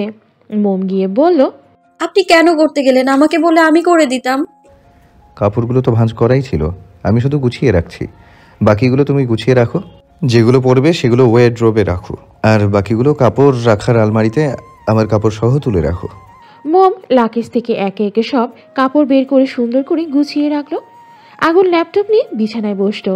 মোম গিয়ে আগুন থেকে কিছুটা দূরত্ব বজায় রেখে বসলো। আগুন ভ্রু কুচকে চেয়ে মোমের এক হাত টেনে একদম কাছে নিয়ে আসে। একদম আগুনের শরীর ঘেঁষে বসিয়ে দিয়েছে। মোম চোখ খিচে বন্ধ করে নিল। মোমের নিঃশ্বাস দ্রুত গতিতে হচ্ছে। আগুন নিজের মুখটা মোমের মুখের কাছাকাছি নিয়ে নিরেট স্বরে বলল, তুমি কি আমাকে ভয় পাও? নয়তো আমার সাথে এত দূরত্ব কেন তৈরি করছো? তুমি কি জানো সম্পর্কের মধ্যে বিচ্ছেদের আরেক নাম দূরত্ব? মোম কিছু বলছে না, সে এখনো চোখ বন্ধ করে আছে। আগুন শীতল কণ্ঠে বলল, চোখ খোলো মোম, তাকাও আমার দিকে, স্বাভাবিক হও আমার সাথে। চুপ থেকে আমাকে রাগিয়ে দিও না, কথা বলো। মোম চোখ খুলল, তবে আগুনের দিকে না তাকিয়ে নজর রাখলো বিছানার ওপর। মোম চুপ করে আছে, কোনো জবাব দিল না। এবার আগুন ধমকে বলল, সমস্যা কি? কথা বলছো না কেন? আমি কি বলেছি কথা কানে যায়নি? মোম তার ডাগর ডাগর চোখ তুলে আগুনের দিকে কিঞ্চিত তাকিয়ে আবার মাথাটা নিচু করে নিল। আগুন একটা আঙুল দিয়ে মোমের থুতনিতে হালকাভাবে স্পর্শ করে মুখটা উপরে তুলল। আগুনের স্পর্শে মোম মৃদু কেঁপে উঠল। সেদিন না বলেছিলাম আমার সামনে এইভাবে মাথা নিচু করে থাকবে না? মোম চোখ বুঝে পুনরায় মাথাটা নিচু করে নিল। আগুন হাত সরিয়ে নেয়, শান্ত কণ্ঠে বলল, আমার সাথে নিজেকে গুছিয়ে নেওয়ার চেষ্টা করো মোম। একটা সম্পর্ক এগিয়ে নিতে হলে কারোর একার প্রচেষ্টায় হয় না, দুজনকেই পুরোপুরিভাবে এফোর্ট দিতে হয়। তুমি আমার তুলনায় খুবই ছোট, বাচ্চা একটা মেয়ে। আমি যতটুকু জানি শহুরে মেয়েদের তুলনায় গ্রামের মেয়েরা অনেক বেশি ম্যাচিওর হয়। আমি কি বলছি, কি বলার চেষ্টা করছি, আশা করি বুঝতে পেরেছ। মোম এবার চোখ খুলে সরাসরি তাকায় আগুনের দিকে। তার চোখে কোনো রাগ বা গাম্ভীর্যতা নেই। আজ মানুষটার চোখে ভিন্ন কিছু দেখতে পাচ্ছে সে। চোখে মুখে ফুটে উঠেছে একরাশ মুগ্ধতা, আর সেই মুগ্ধতার সবটা জুড়ে আছে শুধু মোম। বদ্ধ করে দুজন কপত কপতি একে অন্যের প্রতি মুগ্ধ দৃষ্টিতে চেয়ে চোখের পলক পড়ছে না কারোরই। রুমটিতে বিরাজ করছে ঘুমোচ আবহাওয়া, সেই সাথে আগুনের উষ্ণ নিঃশ্বাস আসছে পড়ছে কিশোরীর কন্যাটির মুখের উপর। আগুন ঠোঁট বাঁকায়, নজর ফিরিয়ে নেয়, দৃষ্টি রাখে সাদা রঙের টাইলস দ্বারা আবৃত ফ্লোরে। ঠোঁট দুটো গোল করে ভারী কি নিঃশ্বাস ছেড়ে শীতল কণ্ঠে বলল, এভাবে তাকিও না মোম, কিছু একটা করে ফেলবো, তখন আবার আমাকে দোষ দিতে পারবে না। আগুনের কঠিন ভাষা বুঝতে অক্ষম মোম অবুঝের মতো প্রশ্ন করল, কি করার কথা বলছেন আপনি? মারবেন নাকি? আগুন ভ্রু কুচকে বাঁকায়, স্নিগ্ধ মুখটাতে বাচ্চা মোর ছাপ। মোমের ঠোঁটের দিকে চেয়ে শান্ত কণ্ঠে বলল, তেমন কিছু না, সঠিক সময় আসলে একদিন ঠিক বুঝতে পারবে। পরপর মুখভঙ্গি বদলে নিজেই সেই গাম্ভীর্য বা ফুটিয়ে অবাকের সহিত জিজ্ঞেস করে, তোমাকে মারার কথা কেন বলবো? তোমার কেন মনে হলো আমি তোমাকে মারবো? মোম চঞ্চল কণ্ঠে জবাব দিল, আমাদের গ্রামে দেখেছি স্বামীর কথা না শুনলে তারা বউদের মারে। আমার বান্ধবী রাহি, ওরও তো বিয়ে হয়েছে। আমাদের বিয়ের 1 মাস আগে ওর বিয়ে হয়েছিল। রাহির স্বামী সামান্য খুদ পেলেই ওকে মারে। আগুন তীক্ষ্ণ দৃষ্টিতে চেয়ে প্রশ্ন করল, আমাকে কি তোমার তেমনটাই মনে হয়? মোম মাথা নিচু করে নিল, মিনমিন করে বলল, না, কিন্তু আমার আপনাকে ভয় করে। আমাকে ভয় পাও কেন? আমি কি কোনো দৈত্য যে তোমাকে মেরে ফেলবো, নাকি কোনো জন্তু যে তোমাকে খেয়ে ফেলবো? কোনটা? মোমের অস্বস্তি লাগছে, কি বলবে কি বলা উচিত বুঝতে পারছে না। মোম নিজেও জানে না কেন সে লোকটাকে ভয় পায়, কোনো কারণ ছাড়াই ভীষণ ভয় পায় ও। মোমের নীরবতা দেখে আগুন প্রসঙ্গ পাল্টায়, খিটখিটে মেজাজ নিয়ে বলল, আচ্ছা বলতে হবে না, তবে তোমাকে আমার সাথে মানিয়ে নেওয়ার চেষ্টা করতে হবে। আমার সাথে সময় কাটিয়ে নিজের মধ্যকার জড়তা কাটাতে হবে, কথা বলতে হবে। কথা বললে নিজেকে আমার সাথে স্বাভাবিক করতে পারবে। মোম চুপ করে আছে। আগুন একটা হাত মোমের হাতের ওপর রাখতেই মোম হাত সরিয়ে নেয়। আগুন অবাক হলো না, এটা স্বাভাবিক। বাচ্চা মেয়ে হয়তো দ্বিধা কাজ করছে। মোম থেকে কিছুটা দূরে বালিশে হেলান দিয়ে বসল। মোমের মুখশ্রী অবলোকন করলো গভীরভাবে। এভাবে চলতে থাকলে ওদের সম্পর্ক কোনোদিনই ঠিক হবে না। আগুন তো চেষ্টা করছে মোমকে নিজের সাথে খাপ খাওয়াতে। মোমের আচরণ ব্যবহার স্বাভাবিক না হলেও একা সম্পর্ক বজায় রাখার, সম্পর্কটা ধরে রাখার চেষ্টা করেও কোনো লাভ হবে না। মোম অত্যন্ত মোলায়েম কণ্ঠে জবাব দিল, যে আমি চেষ্টা করব। এতটুকুতে আগুন ভরসা পেল। অধর করে ধরা দিল কিঞ্চিত মুচকি হাসি, নিজেকে স্বাভাবিক করে বলল, অনেকদিন তো হলো, পড়াশোনার কি খবর বলো? পড়ার ইচ্ছে নেই? হ্যাঁ আছে তো। ওকে, আমি তাহলে কালকে আশেপাশের স্কুলের হেডমাস্টারদের সাথে কথা বলে দেখব তোমাকে ভর্তি করানো যায় কি না। ভর্তি তো করানো যাবেই আশা করি, তবে ট্রান্সফার করানোটাই মেইন। মোম চকিতে তাকালো, ছটফট কণ্ঠে বলে উঠল, কোনো দরকার নেই, আমি আমাদের বাড়ির স্কুলে পড়াশোনা করব। আপনি তো ওই দিন বলেছিলেন আমাকে বাড়িতেই পড়তে দিবেন। আগুন ভ্রু কুচকে চেয়ে গম্ভীর কণ্ঠে বলল, ইচ্ছি মানুষ একটু বেশিই বুঝে। আমি বলেছিলাম, ইভেন এখনো বলছি, তুমি তোমাদের গ্রামের বাড়িতে গিয়েই পরীক্ষা দেবে, কিন্তু পড়াশোনা তো কন্টিনিউ করতে হবে। এখান থেকে কি তুমি প্রতিদিন তোমার গ্রামের বাড়ির স্কুলে যেতে পারবে? যাওয়া আদৌ সম্ভব? মোম দুদিকে মাথা নাড়ালো। আগুন পুনরায় বলল, সেজন্যই তো বলছি, এখানে থেকে রেগুলার পড়াটা মেনটেন করবে, বাড়িতে থেকে কতটুকু পড়া কমপ্লিট করতে পারবে। আমি না হয় রাতের পড়া না বুঝলে, না পারলে বলে দিতে পারবো, তবে ভালো গাইডেন্স স্কুলের সহচার্যে থাকলে অনেকটা এগিয়ে থাকবে। এসএসসি পরীক্ষা আসতে এখনও অনেক মাস বাকি, স্কুলে ভর্তি করিয়ে দিলেই ভালো হবে। তাছাড়া আমি কলেজে চলে গেলে সারাদিন বাসায় তোমাকে একা থাকতে হবে, পারবে একা থাকতে? মোম কিছুক্ষণ চুপ থেকে গোমরা মুখে বলল, একা থাকতে কিছুটা তো অসুবিধা হবেই, কয়েকদিন গেলে আস্তে আস্তে ঠিক হয়ে যাবে। তবে আমি তো এই শহরে নতুন, কাউকেই তেমন একটা চিনি না, মানুষজন কেমন হবে সেটাও আমি জানি না। আমার না ভীষণ ভয় করছে। আগুন বিরক্ত হলো, কপাল প্রগাঢ় ভাঁজ ফেলে দাঁতের দাঁত চেপে বলল, তুমি ভয় পাও না কিসে আগে সেটা বলো। একটু জোরে শব্দ পেলেই ভয় পাও, বজ্রধ্বনির আওয়াজ শুনলে ভয় পাও, আমার দিকে তাকিয়ে কথা বলতে ভয় পাও, আমাকে দেখলেও ভয় পাও। ইনফ্যাক্ট আমি তোমার কাছাকাছি আসলেও ভয়ে কাঁপাকাঁপি শুরু করে দাও। সব কিছুতেই এত ভয় কেন পাও? মোম বলার মতো কিছুই খুঁজে পেল না। ছোটবেলা থেকেই মোম সামান্য কিছু হলেই ভয় পেয়ে যায়। আগুন এভাবে ভয় পাও বারবার বলায় মোমের লজ্জা লাগছে। ওকে নিশ্চয় ভেতর টিম ভাবছে, না ভাবার কিছু নেই, ও ভাবার সুযোগ করে দিয়েছি বলেই তো ভাবছে। আগুন রাশভারী কণ্ঠে বলল, একটা কথা জিজ্ঞেস করব, সত্যি বলবে কিন্তু? জি। আগুন হালকা গলা খাকারি দিয়ে বলল, শুনেছি গ্রামের মেয়েরা হাই স্কুলে গেলেই নিজেদেরকে বড় ভাবতে শুরু করে, অনেকটা ফ্যান্টাসিতে ভুগে, অল্পতেই পেকে যায়, যদিও সবাই এক না। আচ্ছা, তুমি কি স্কুলে থাকতে কখনো কারোর সাথে রিলেশনে জড়িয়েছো? কারোর সাথে প্রেম করেছিলে? তুমি ভয় পেও না, করলেও আমি কিছু মনে করব না। এই বয়সে এমন একটু আধটু ভুল হয়। সরল মনে আমার সাথে সবটা শেয়ার করতে পারো। নিজের বউয়ের মুখে তার লাভ স্টোরি শুনতে মন্দ লাগবে না। আগুনের কথায় মুখ হকচকিয়ে যায়। অক্ষি যুগল বড় বড় করে তাকায়, মুখভঙ্গিতে ফুটে ওঠে অবাকের চিহ্ন। এই লোক এসব কি বলছে? কিভাবেই বা বলছে? কেনই বা বলছে? মম মুখ কুচকে দৃঢ় কণ্ঠে বলল, এসব কিছুতে আমি কখনো জড়াইনি। আর না ওইসব প্রেম ভালোবাসা সম্পর্কে আমার পূর্বে কোনো ধারণা আছে। আমি এসব পছন্দ করতাম না। সবসময় নিজেকে এইসব বিষয় থেকে দূরে রাখার চেষ্টা করেছি আমি। মোমের কথায় আগুন মনে মনে তৃপ্তিময় কিঞ্চিত হাসত। মোম যদি ওদের বিয়ের আগে কারোর সাথে রিলেশন করত, এতে আগুন মোমকে কিছু না বললেও হয়তো এক্ষুনি বাসরটা সেরে ফেলত। মোম বাধা দিলেও শুনতো না। কেন শুনবে? যে মেয়ে বিয়ের আগে প্রেম করতে পারে সে নিশ্চয়ই এতটা অবুঝ নয়। একজন প্রাপ্তবয়স্কের মতোই আচরণ করবে।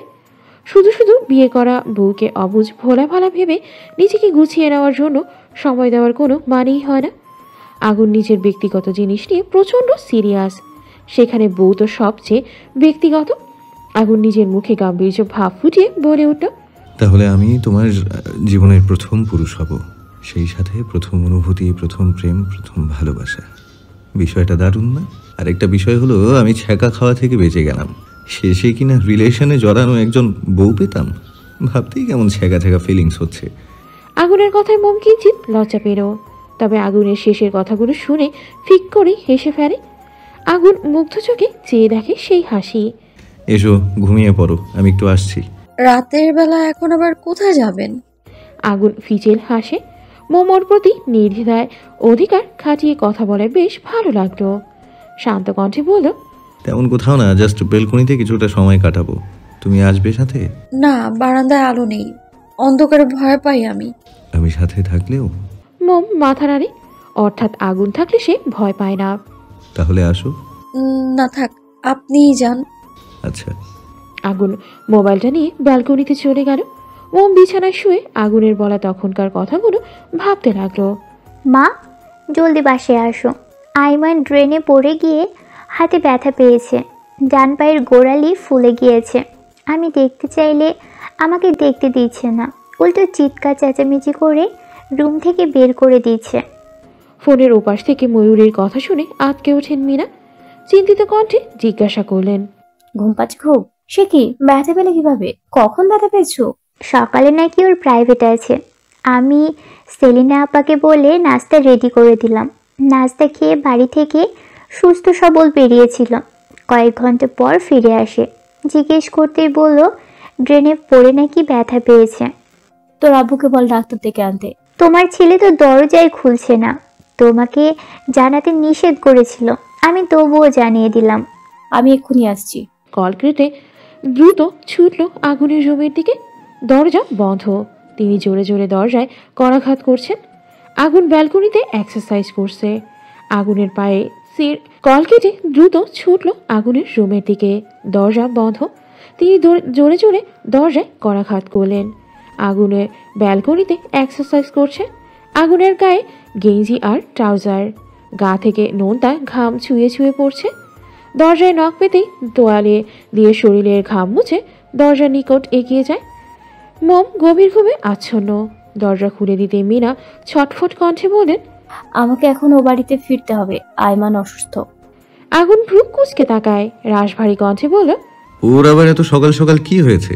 হঠাৎ অসুস্থ হলো কিভাবে? কিভাবে হলো সেটা তো বাড়ি গেলেই বুঝতে পারবো নাকি? আচ্ছা তুমি তৈরি হও, আমি গাড়ি ডেকে আনছি। আগুন একটা ট্যাক্সি ভাড়া করে মীরার জন্য অপেক্ষা করছে। মীরা তৈরি হয়ে এসে একবার ঘুমন্ত মোমের দিকে তাকালো। আগুনকে উদ্দেশ্য করে বলল, ভেবেছিলাম আরো কিছুদিন থাকবো, সেটা আর হলো কই। এই আইমানটাকে নিয়ে আমি আর পারি না। ছেলেটা যে কখন কি করে বসে, আমার আর এসব সহ্য হচ্ছে না। মেয়েটার প্রতি খেয়াল রাখিস বাবা, যত্ন নিস ওর। ছোট মানুষ, ভুল ত্রুটি হবেই। তুই হুটহাট মেয়েটার উপর রেখে যাস না। ঘুমাচ্ছে তাই মেয়েটাকে বলেও যেতে পারছি না। ঘুম থেকে উঠে আমাকে না দেখতে পেলে অভিমান করবে হয়তো। আমারও তো কোনো উপায় নেই। ছেলেটা ব্যথা পেয়েছে, বাড়িতে যাওয়াটাও জরুরি। আমি চেষ্টা করব এখানে আবার আসার, আর না আসতে পারলেও সেলিনাকে পাঠাবো। মা তুমি এত টেনশন করো না তো, আমি সবটা ম্যানেজ করে নিব। মোমের বেশি অসুবিধা হলে বাসায় না হয় একজন কাজের লোক রেখে দিব। তুমি অযথা চিন্তা করে শরীর খারাপ করো না। আচ্ছা বাবা, ভালো থাকিস। মোমকে ব্যাপারটা বুঝিয়ে বলিস কিন্তু। এখন চলো, বাইরে গাড়ি দাঁড়িয়ে আছে। আগুন একটা ট্যাক্সি ভাড়া করে মিনার জন্য অপেক্ষা করছে। মিনা তৈরি হয়ে এসে একবার ঘুমন্ত মোমের দিকে দেখল, আগুনকে উদ্দেশ্য করে বলল। আগুন মিনাকে গাড়িতে উঠিয়ে দিয়ে ফ্ল্যাটে ফিরে আসে। মেইন দরজা আটকে ড্রয়িং রুমের সোফায় বসে পড়ে। পকেট থেকে ফোনটা বের করে আয়মানকে কল করলো। আয়মান বিছানায় বাম কাত হয়ে শুয়ে আছে। বড় ভাইয়ের কল দেখতে পেয়ে দ্রুত কল রিসিভ করে। আগুন গম্ভীর কণ্ঠে ধমকে বলল, বাকি টেনশন দিতে তোর ভালো লাগে? বেয়াত্তব, এত সকালে কোথায় গিয়েছিলি? আয়মান শোয়া থেকে উঠে বসে। কোলের মধ্যে বালিশ রেখে সেটাতে থুতনি ঠেকে হতাশ কণ্ঠে বলল, কাজ ছিল সেজন্য গিয়েছিলাম। আমি কি জানতাম নাকি সাডেনলি অ্যাক্সিডেন্টটা হয়ে যাবে? বাট ব্রো, আমি তো মাকে কিছু বলিনি। জানলো কিভাবে? নিশ্চয়ই ময়ূরী বলেছে। ওকে আমি পই পই করে নিষেধ করেছিলাম মাকে না জানাতে, তবুও বলে দিয়েছে। আমার পেছনে না লাগলে ওর ভালো লাগে না। কি হয়েছে? আয়মান আমতা আমতা শুরু করলো। ও আনমনে হাঁটতে গিয়ে ভুল করে পা পিছলে মোড়ের ছোট ড্রেনে পড়ে গিয়ে হাতে পায়ে অল্প ব্যথা পেয়েছি। আগুন ভ্রুকুচকে সন্দেহান কণ্ঠে বলল, আমার কেন মনে হচ্ছে তুই আমাকে মিথ্যা বলছিস? সত্যি করে বল কি হয়েছে।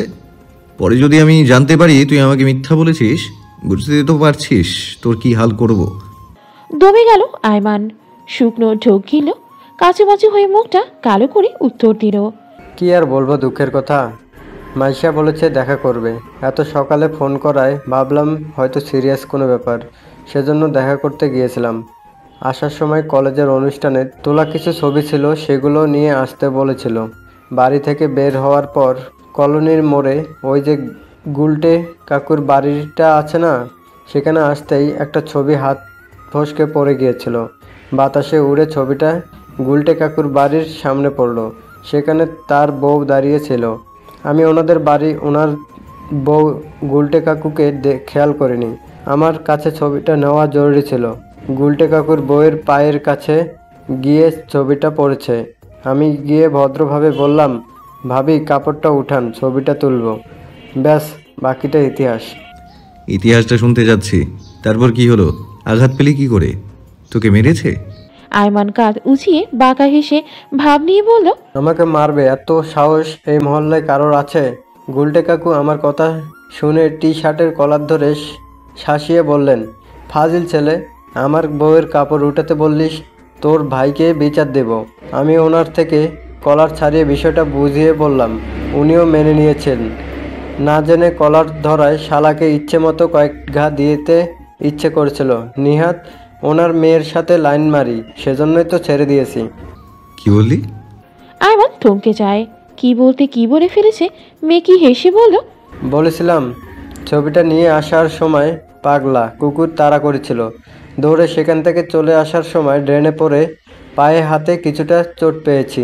তুমি চিন্তা করো না, আমি ঠিক আছি, রাখছি এখন। ফোন কেটে স্বস্তির নিঃশ্বাস ত্যাগ করলো আয়মান। বিড়বিড় করে বলল, এই পাগলা কুকুর যেই সেই কুকুর না ব্রো, এটা হলো বদহারামি পাগলা গুলটে কাকু। ছবি নিয়ে ওনার মেয়ে কেমন আছে সেটা জিজ্ঞেস করতেই লুঙ্গি কাচের দিয়ে কাঠের লাকড়ি নিয়ে দৌড়ে এসেছিল মারার জন্য। শালা একটু সময় দে, সুদে আসলে সব শোধ করে দিব। আয়মানকে মারতে আসা, আমাকে তো চেনো না চান্দু, এখন থেকে হারে হারে টের পাবা আয়মান কি জিনিস। আগুন কলেজে যাওয়ার জন্য রেডি হয়ে গেল। মিনা সকালে নাস্তা তৈরি করে রেখে গিয়েছিলেন। নাস্তা খেয়ে কলেজের উদ্দেশ্যে বেরিয়ে পড়ল। যাওয়ার আগে মোমকে ঘুম থেকে তুলে মিনার চলে যাওয়ার কথাটা জানায়। মোম কিঞ্চিত মন খারাপ করলেও আয়মানের অ্যাক্সিডেন্টের কথা শুনে আর রাগ করল না। আগুন দুপুরে রান্না করতে নিষেধ করে গিয়েছে। বলেছে আজকে সে দুপুরের দিকে বাসায় চলে আসবে, আর আসার সময় খাবার নিয়ে আসবে। যতদিন না কাজের লোকের ব্যবস্থা করা হচ্ছে ততদিন বাইরের খাবার খাবে। মোম আগুনের কথা শুনতে নারাজ। ও বলেছে ও রান্না করবে। মোম জানে আগুন বাইরের খাবার খেতে পারে না। তাছাড়া মোম রান্না করতে পারে, বেশি একটা না পারলেও যতটুকু পারে নিত্যদিনের কাজে চালিয়ে নেওয়া যায়। সকালে তেমন কাঁচা বাজার পাওয়া যায় না, তবুও যা পাওয়া যায় একজন লোককে ফোন করে আগুন বেশ কিছু কাঁচা বাজার আনিয়ে নিয়েছে। মিনা একা হাতে সেগুলো গুছিয়ে রেখেছেন। মাছ মাংস কেটে পলিথিনের মধ্যে ছোট ছোট পুটলি করে ফ্রিজে রেখে গিয়েছেন। শাকসবজিগুলো ভালো করে ধুয়ে হাজির মধ্যে রেখে দিয়েছেন, এতে শাকসবজিতে থাকা পানিগুলো আরামসে ঝরে যাবে। মোমের একা একা ভালো লাগছে না, মন খারাপ করে বারান্দায় কিছুক্ষণ বসে রইল। রুমে এসে সকালের নাস্তাটা খেয়ে নিল। রান্নাঘরে প্লেট রেখে পুরো বাসাটা একবার খুঁটিয়ে খুঁটিয়ে ঘুরে দেখল। ঝাড়ু এনে প্রত্যেকটা রুম সুন্দর করে ঝাড়ু দিল। রুমগুলো বালতি দিয়ে পানি এনে কাপড় ভিজিয়ে মুছে নিল। আগুনের রুমে এসে বিছানার চাদর উঠিয়ে পুনরায় ঠিকঠাক করলো বিছানা। না, এই কাজের বড় সময় মনে হচ্ছে যাচ্ছেই না। আগুন বাসায় তার একটা ফোন রেখে গিয়েছে, বলেছে কোনো দরকার হলে ফোন করতে। মোমকে শিখিয়ে দিয়ে গেছে কিভাবে চালাতে হয়। মোম ফোন নিয়ে এসে ড্রয়িং রুমের সোফায় গোল হয়ে বসে, ইউটিউবে ঢুকে কার্টুন দেখতে থাকে। মোম কিছুক্ষণ পর পর হাই তুলছে। কার্টুন অফ করে ফোনটা একপাশে রেখে সোফায় গা এলিয়ে দিল। অল্প সময়ের মধ্যে মোম ঘুমিয়ে পড়েছে। আগুন এক মনে গাড়ি চালাচ্ছে। বেশিরভাগ সময় আগুন নিজেই ড্রাইভ করে, মাঝে মাঝে কোনো প্রয়োজন হলে বাড়ির ড্রাইভারকে ডাকে। আজকেও ভেবেছিল বাড়িতে ফোন করে ড্রাইভারকে বাড়ির গাড়ি নিয়ে এসে মাকে নিয়ে যেতে বলবে, তবে ড্রাইভারের আসতে আসতে সময় লাগবে। কলেজে আসতে দেরি হবে বলে আগুন নিজেও মিনাকে ড্রপ করে দিতে পারেনি, সেই জন্য ট্যাক্সি ভাড়া করে পাঠিয়ে দিয়েছে। রাস্তার মাঝপথে আসতে একজন বৃদ্ধ আগুনের গাড়ির সামনে এসে পড়ল। আগুন সঠিক সময় ব্রেক হ্যান্ডেল না করলে হয়তো এক্ষুনি অ্যাক্সিডেন্ট হয়ে যেত। সিট বেল্ট খুলে গাড়ি থেকে নেমে বৃদ্ধর কাছে আসে। লোকটা একটা লাঠি ভর দিয়ে সামনের দিকে এগিয়ে যাচ্ছে। আগুন তাকে থামিয়ে শান্ত কণ্ঠে জিজ্ঞেস করলো, দাদু, আপনি মাঝ রাস্তায় কেন হাঁটছিলেন? যদি অ্যাক্সিডেন্ট হয়ে যেত এক্ষুনি তো আমার গাড়ির নিচে চাপা পড়তে যাচ্ছিলেন। বৃদ্ধ লোকটি ক্ষীণ স্বরে বললেন, আমি তো চোখে ভালো দেখতে পাই না দাদু ভাই, চারপাশ ঝাপসা ঝাপসা দেখি। তাহলে বাড়ি থেকে বেরিয়েছেন কেন? এই বয়সে এভাবে রাস্তায় হাঁটতে বের হওয়াটা আপনার উচিত নয়। আমি তো হাঁটতে বের হইনি, কিছু রোজগারের আশায় বেরিয়েছি। এই বয়সে আপনি কিভাবে রোজগার করবেন? মানুষের কাছ থেকে হাত পেতে ভিক্ষা করে যতটুকু পাই সেটুকু দিয়েই জীবন চালিয়ে নেই।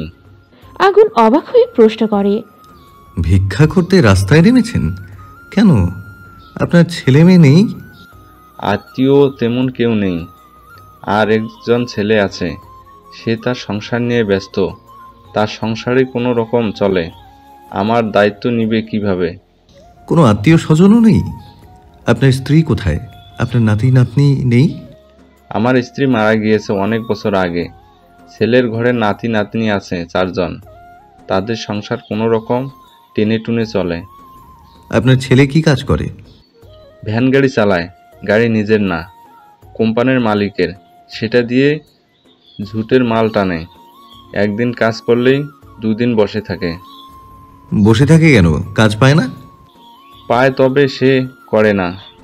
তার বউয়ের বাপের বাড়ি থেকে টুকটাক মাসের সরঞ্জাম এনে বৌমার সংসারের হালটা টিকিয়ে রাখছে। ও, বলতে গেলে আপনার ছেলে একজন ফাদাইম্মা। তবে আপনার ছেলে বউ সহ 4 জন ছেলে মেয়েকে নিয়ে সংসারটা দিব্যি আচ্ছা, তবে আপনার ছেলের বউ সহ 4 জন ছেলে মেয়েকে নিয়ে সংসারটা দিব্যি চলছে, আর আপনাকে দুবেলা 2 মুঠো খাবার দিতে পারে না। বৃদ্ধ লোকের চোখে পানি ছেড়ে দিয়ে তিনি বললেন, সবাই আমার কপাল। যখন সবল ছিলাম, শক্তি সামর্থ্যকে কাজে লাগিয়েছে, ছেলেকে, নাতি নাতনি, ছেলের বউকে খাইয়েছি।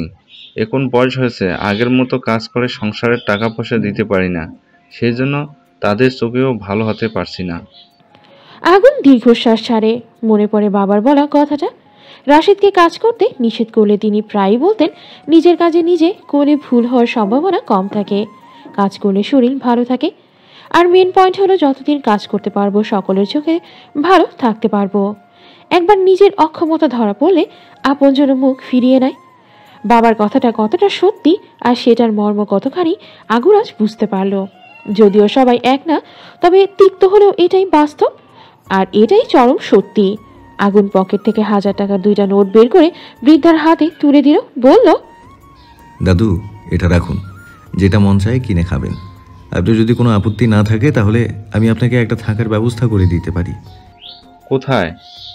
আমার এক বন্ধু আছে, তাদের ছোটোখাটো একটা বৃদ্ধাশ্রম আছে, সেখানে ভালো যত্নার্থী পাওয়া যায়।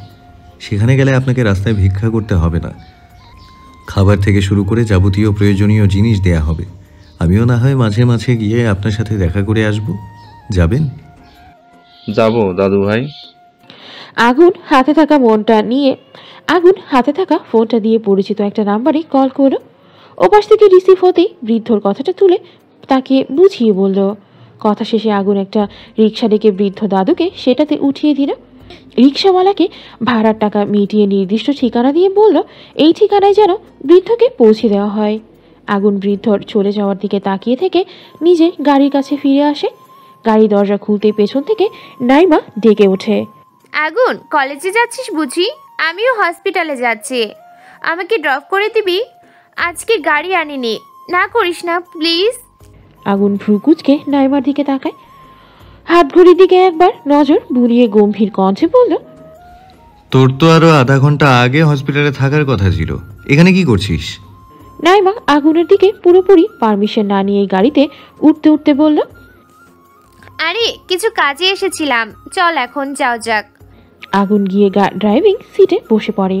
নাইমার হসপিটালের পরে আগুনের কলেজ, তাই আর নিষেধ করল না। নাইমা নিজের মতো বুড়ি আওড়াচ্ছে, আগুন কিছু বলছে না, চুপ করে ড্রাইভ করছে। হঠাৎ গাড়ি চালানো থামিয়ে দিতেই নাইমা জিজ্ঞেস করল, কি হলো? তোর হসপিটালে চলে এসেছি। নাইমা দেখলো আর হসপিটালের গেট, মন খারাপ করে বলল, এত তাড়াতাড়ি এসে পড়লাম। তুই হয়তো ভুলে যাচ্ছিস মাঝ রাস্তা থেকে গাড়িতে উঠেছিলি। কথা না বাড়িয়ে জলদি গাড়ি থেকে নাম। তুই আজকে কলেজ থেকে কখন ফিরলি? সেটা জেনে তুই কি করবি? বল না। দুপুরে। তাহলে আজকে একসাথে লাঞ্চ করি প্লিজ। সম্ভব না। কেন? সময় নেই। তুই তো নিজের ফ্ল্যাটে ব্যাক করেছিস, তাহলে কি প্রবলেম? প্লিজ চল, ব্যস্ততার জন্য তো সময় হয় না, আজকে অন্তত চল প্লিজ প্লিজ প্লিজ। এতবার বলায় আগুন না করতে পারল না। ভাবলো এই সুযোগে ওর বিয়ে করার ব্যাপারটাও ঠান্ডা মাথায় নাইমাকে বুঝিয়ে বলা যাবে, সেজন্য রাজি হয়ে গেল। লাঞ্চ টাইমে নাইমাকে সাথে নিয়ে কলেজ থেকে কিছুটা দূরে বড়সড় একটা রেস্টুরেন্টে প্রবেশ করলো আগুন। সেখানে গিয়ে পরিচিত কয়েকজন ফ্রেন্ড এবং তারই কলেজের একজন কলিগের সাথে দেখা হয়ে গেল। আগুন তাদের সাথে কুশল বিনিময় করলো। সবাই এক টেবিলে বসেছে। আগুনের পাশের চেয়ারটায় নাইমা বসেছে, ইচ্ছে করেই বসেছে যাতে আগুনের কাছাকাছি থাকতে পারে। খাবার অর্ডার দিয়ে সবাই মিলে গল্প করা শুরু করে দিয়েছে। আগুন তেমন কিছু বলছে না, শুধু হেসে হেসে তাদের কথার জবাবে হা বলে উত্তর দিচ্ছে। খাবার আসতেই সবাই খাওয়া শুরু করে দিয়েছে। নাইমা খাচ্ছে আর চোখে আগুনের দিকে বারবার তাকাচ্ছে। আগুনের কলিগ রাফি ব্যাপারটা খেয়াল করেছে, ওদেরকে প্রায় সময় একসাথে দেখেছে সে। রাফি ভেবেই নিয়েছে নাইমা আগুনের গার্লফ্রেন্ড। রাফি মনে মনে নাইমাকে খুব পছন্দ করে, তবে কখনো বলার সাহস হয়ে ওঠেনি। নাইমার তাকানোতে আগুনের অস্বস্তি হচ্ছে, চেয়েও কিছু বলতে পারছে না। ফ্রেন্ডরা আছে ওখানে, ধমক দেওয়াটা বেমানান। ভেবেছিল মোমের কথাটা নাইমাকে জানাবে, তবে এখন আর সম্ভব হবে বলে মনে হচ্ছে না। আজকে বরং থাক, অন্যদিন বলা যাবে। কই মাছের কাঁটা বাঁচতে বাঁচতে আগুনের এক বন্ধু বলল, আমার বয়সী মেয়েরাই এখনো বিয়ে করার নাম নিচ্ছে না, সেখানে আমি তো ছেলে। আগুনের কথা নাইমা বিষম খেল। আগুন কি তাকে মিন করে কথাটা বলল? নাইমা বলল, হয়তো সেই মেয়েরা তোর মতো কোনো হিরোর অপেক্ষাতেই আছে, আশেপাশে ভালো করে নজর রাখ, ঠিক বুঝতে পারবি। আগুন ফিচেল হাসল, প্রতি উত্তরে কিছু বলল না, খাবারে মনোযোগ দিল। রাফি বলল, তা আগুন সাহেব, কোনো মেয়ে পছন্দ আছে নাকি? হ্যাঁ আছে। আগুনের কথায় নাইমা খুশি হলো, নিশ্চয়ই তার কথা বলছে। নাইমা কপালের সামনে আসা চুলগুলো কানের পিছে গুজে চেয়ারটা আরেকটু চেনে আগুনের কাছাকাছি বসল। মুচকি হেসে জিজ্ঞেস করলো, তা সেই ভাগ্যবতী রমণীটি কে শুনি? আমাদের ফ্রেন্ডসদের মধ্যে কেউ বুঝি? আগুন ঠোঁট কামড়ে হাসে। চোখের সামনে ভেসে ওঠে মোমের স্নিগ্ধ মুখশ্রী। কণ্ঠ খাদে এনে বলল, না, আমাদের ফ্রেন্ডসদের মধ্যে নেই। সে তো এক প্রাণঘাতী এক কন্যা। আমার মনের আঙিনায় তার বসবাস। চোখ বুঝলেই হৃদয়ের আয়নায় ভেসে ওঠে তার ছোট্ট নিষ্পাপ মুখ। এই পর্যায়ে নাইমার মুখভঙ্গি বদলে গেল। সিরিয়াস হয়ে জিজ্ঞেস করলো, তার মানে তোর আগে থেকে কাউকে পছন্দ ছিল? কোথায়, কখন? কখনো তো বলিসনি। অনেক আগে থেকে পছন্দ থাকলে তো বলতাম। রমণীটি বক্ষস্থলে জায়গা করে নিয়েছে সপ্তাহ খানেক হলো। নাইমা অবাক হয়ে বলল, কি বলছিস? আগুন শব্দ করে হেসে ফেলল। টিস্যু দিয়ে হাত মুছে বলল, মজা করছিলাম। আবার লেট হচ্ছে, ফিরতে হবে, আসছি। নাইমার মনে খটকা লাগলো। আগুন মজা করছে, বিষয়টা ঠিক হজম হচ্ছে না। আচ্ছা, সত্যি আগুনের জীবনে অন্য কোনো নারী নেই তো? থাকলে তাকে জাস্ট খুন করে ফেলবে ও। আগুন গাড়ির চাবি হাতের এক আঙুলে ঘোরাতে ঘোরাতে রেস্টুরেন্ট থেকে বেরিয়ে আসতো। তখনই মনে পড়ল মোমের কথা। ও তো বলেছিল দুপুরে চলে আসবে। রান্না করতেও নিষেধ করেছিল, যদিও মোম বলেছে সে রান্না করবে। আগুন ভাবলো হয়তো মোম রান্না করেছে। খেয়ে এতক্ষণে নিশ্চয়ই ঘুমিয়ে পড়েছে। মেয়েটা যা ঘুম কাতুরে, তবুও রেস্টুরেন্টে পুনরায় গিয়ে 3 প্যাকেট বিরিয়ানি নিয়ে আসতো। দোকান থেকে কিছু চিপস আর চকলেট কিনে নিল। বাড়িতে থাকতে ময়ূরী মোমকে চকলেট খেতে দিয়েছিল। আগুন সেটা দেখেছিল। মেয়েটা কত তৃপ্তি করে খেয়েছিল। হয়তো চকলেট তার খুব পছন্দ, সেজন্যই এগুলো কিনে নিল। মোম দুপুরে রান্না করেনি। ক্ষুধায় পেট চো চো করছে। ঘুমিয়ে পড়ায় বুঝতেই পারেনি এত বেলা হয়ে যাবে। যখন জেগেছে তখন প্রায় দুপুর 1:30টার কাছাকাছি। মূলত আজান দেওয়ার উচ্চ ধ্বনিতে মোমের ঘুম ভেঙেছে। আড়মোড়া ভেঙে ঘুম থেকে উঠে পড়ে।